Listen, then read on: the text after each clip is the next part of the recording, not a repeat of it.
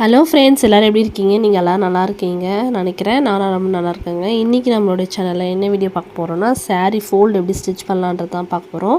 First வந்து inch tape எடுத்துக்கோங்க. இதில் வந்து ஒரு பக்கம் வந்து இன்ச்சஸ்லாம் போட்டிருப்பாங்க, இன்னொரு பக்கம் வந்து சென்டிமீட்டர்லாம் போட்டிருப்பாங்க.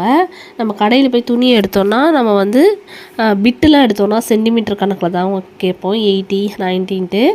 அதேமாரி தான் ஒரு புடவை நம்ம மெஷர் பண்ணுறதுக்கு வந்து ஒருத்தவங்க புடவை கொடுத்தாங்கன்னா நம்ம டக்குன்னு எடுத்து ஸ்டிச் பண்ணாமல் புடவை எவ்வளோ மீட்ரு இருக்குது, அப்புறம் ப்ளவுஸுக்கு எவ்வளோ வெட்டணுன்ட்டு பார்த்தணும். ஒரு புடவை வந்து 5.5 மீட்டராவது இருக்கணும் நம்மளுக்கு, அதாவது 550 சென்டிமீட்டராவது இருக்கணும். ப்ளவுஸ் வந்து நம்ம இஷ்டம் தாங்க, ஒல்லியாக இருந்தாங்கன்னா அவங்களுக்கு 70 80 போதும். ஆனால் புடவையில் நம்ம கட் பண்ணும்போது அவ்வளோவா தேவைப்படாதுங்க. ஃபஸ்ட்டு வந்து நம்ம புடவை வந்து ஓப்பன் பண்ணிக்கலாம்.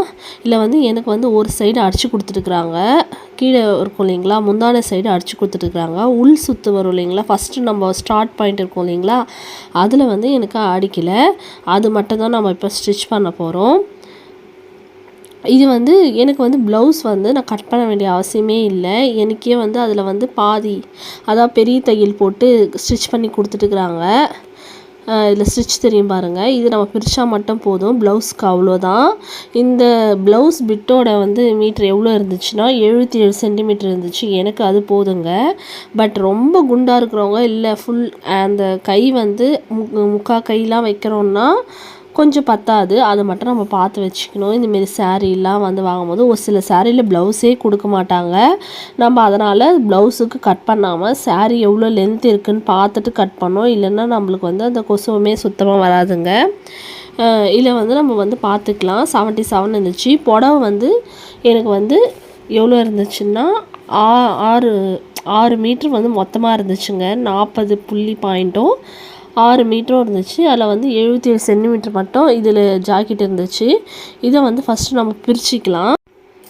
பிரிச்சுட்டு இந்த புடவைக்கெலாம் வந்து நம்ம வந்து நேர் பார்த்து நம்ம கட் பண்ண தேவையில்ல. அந்த மடிப்புலேயே நல்லா வருது பாருங்கள், நம்ம வச்சுட்டு கட் பண்ணிக்கலாம். உங்களுக்கு டவுட்டாக இருந்துச்சுன்னா நீங்கள் ஒரு லைன் ட்ரா பண்ணிட்டு கட் பண்ணிக்கோங்க.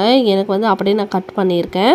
ஆனால் வந்து பூனம் சாரீலாம் வந்து நீங்கள் ஒரு எடை எடுத்து பார்த்துட்டு நேர்கோடு பார்த்து கட் பண்ணுங்கள். ஏன்னா சுத்தமாக கரெக்டாக வராது. அப்புறம் வந்து நம்ம ஃபோல்ட் பண்ணும்போது துணி வந்து ஏறம் தாழமாக இருக்கும். அதுக்கு தாங்க வந்து பிசுறுலாம் இல்லாமல் நான் வந்து கட் பண்ணிக்கிறேன். இதே மாதிரி தாங்க பூனை சாரீ மட்டும்தான் அந்த மாதிரி ப்ராப்ளம். மற்றபடி நீங்கள் வாயில் சாரீ ஆகட்டும், இந்த சாரீ ஆகட்டும், எல்லா சாரியும் உங்களுக்கு ஈஸி தான் கட் பண்ணுறது. அப்படியே நீங்கள் வந்து ஸ்ட்ரெயிட் லைன் பார்த்து நீங்கள் கட் பண்ணிக்க வேண்டியது தான். இதில் வந்து நீங்கள் பிரிண்ட்டை பார்த்து கட் பண்ணிங்கன்னா பூனை சாரியில் வந்து அது வந்து கோணலாக போகும். அதனால் பிரிண்ட்டை பார்த்து எப்போவுமே கட் பண்ணக்கூடாது. ஒரு நூல் இழுத்துட்டு அப்படியே இழுத்துன்னு வரும்போது அதிலே லைன் வரும், அந்த லைன் பார்த்தாங்க கட் பண்ணணும்.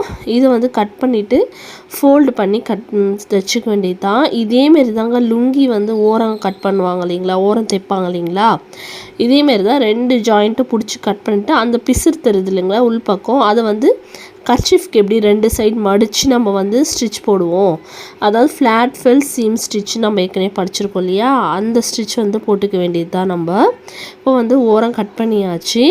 நாம் வந்து ஸ்டிச் பண்ணிக்கலாம். நான் வந்து ஸ்டிச் பண்ணும்போது எடுக்க முடியலங்க என்னால். நான் வந்து இந்த கலர் நூல் தான் போட்டிருக்கேன். ஏன்னா அம்மா வீட்டில் ஸ்டிச் பண்ணுறேன்னா அதனால் நூல் அங்கே தாங்க இருக்குது. சரி இருக்க பிளாக் உள் சுற்றில் தாங்க வரப்போகுது, அதனால் நான் பிளாக்கே வச்சு ஸ்டிச் பண்ணிட்டேன். எப்படி ஸ்டிச் பண்ணியிருக்கேன்னு சொல்லுங்கள். இதோட இந்த வீடியோ முடியுது. இந்த வீடியோ உங்களுக்கு பிடிச்சிருந்தா மறக்காம நம்ம சேனலுக்கு சப்ஸ்கிரைப் பண்ணிக்கோங்க. பாய் பாய்.